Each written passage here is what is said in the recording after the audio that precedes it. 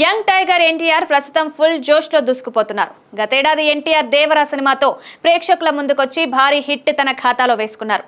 ఈ ఏడాది ఆగస్టులో వార్ 2 సినిమాతో రాబోతున్నారు. వార్ 2 సినిమాలో హృతిక్ రోషన్ హీరోగా నటిస్తుండగా కీలక పాత్రలో ఎన్టీఆర్ నటిస్తున్నారు. త్వరలోనే వార్ 2 మేకర్స్ ఎన్టీఆర్ లుక్ తో పాటు టీజర్ ను విడుదల చేసేందుకు ఏర్పాట్లు చేస్తున్నారని సమాచారం.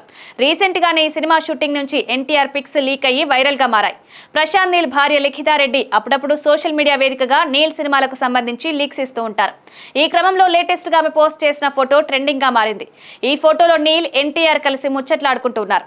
అయితే ఆ ఫోటోను ఇంకొంచెం తీక్షణంగా పరిశీలిస్తే వారి మధ్యలో మద్యం పోస్తున్న గ్లాస్, సిగరెట్ ప్యాకెట్స్ ఉన్నాయి. దీంతో మంచిగా చిల్ అవుతున్నారంటూ ఫ్యాన్స్ కామెంట్ చేస్తున్నారు.